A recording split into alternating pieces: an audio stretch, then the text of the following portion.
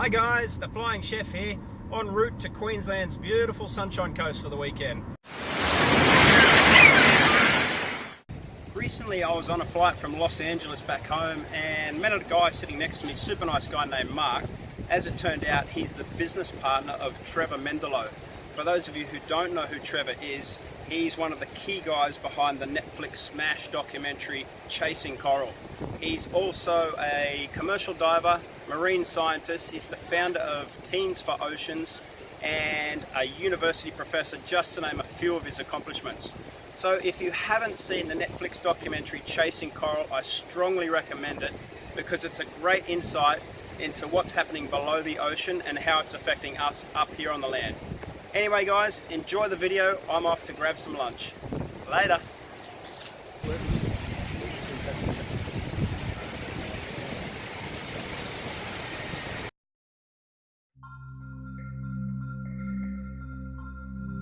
One of the most wonderful things about diving is the contrast between being on the surface and then that moment where you roll off the boat or you enter the water and suddenly everything changes.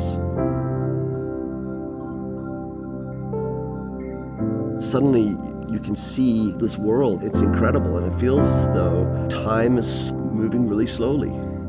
Something about that causes you to slow down and look around. It's such a foreign place and it's unpredictable. You don't know what you're going to see and experience.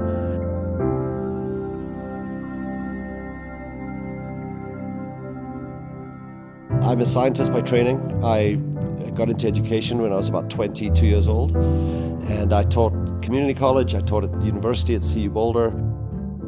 Most education systems are designed to deliver content, and the tricky thing about teaching science is that that's not what science is. Science isn't just a body of knowledge. Science is a process. And so teaching content delivery in science became very difficult for me to continue to do as I grew older.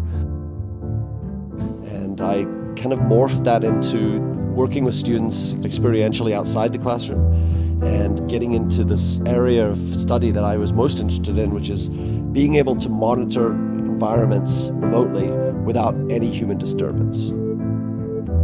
We started to realize when we first deployed this underwater camera that we built under this bridge in Florida that this is an amazing tool for science, but also an amazing opportunity for people to experience something that they wouldn't normally experience. Pictures and stories are wonderful, but video is something that people look at and they tend to just believe based on what they see. And so I started to think about, well, live video is even more authentic because there's no editing. It only tells the truth. We are camera integrators, and our job is to build the infrastructure and the self-cleaning housing to be able to make that camera perform at its best. Putting this equipment underwater is very challenging. The environment is corrosive, meaning things rust and things break down. Stuff gets coated in organisms like bacteria and algae and other animals. And if you think about it, the camera is kind of like taking a computer and putting it underwater and expecting it to remain charged forever and to be able to communicate in an efficient and reliable manner. So that's really a hard thing to do. And so we have to figure out ways to make sure that the camera receives power and has this permanent internet connection.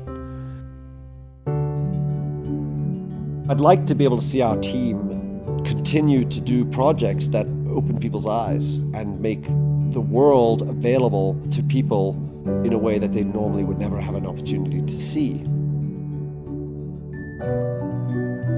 When I was about 12, somebody bought for my birthday a book called The Ocean World by Jacques Cousteau.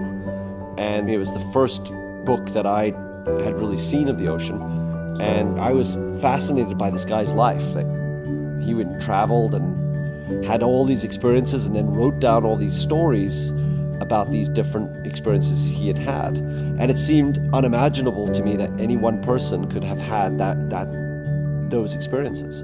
There were pictures of whales from Antarctica to tiny little symbiotic relationships that were happening in Fiji, and it just seemed like the possibilities were endless for discovery. And I think I read through that book and I wanted to be that guy. He was the iconic spokesperson for the ocean, and he obviously achieved his goal, because at least this one little Scottish kid called Trevor was, inspired by that work. And I still have that book. It sits on my shelf at home, and I feel like I've been able to do more than I ever thought I'd be able to do. It's a very special thing to have an experience that you never actually thought you would have. I couldn't be luckier.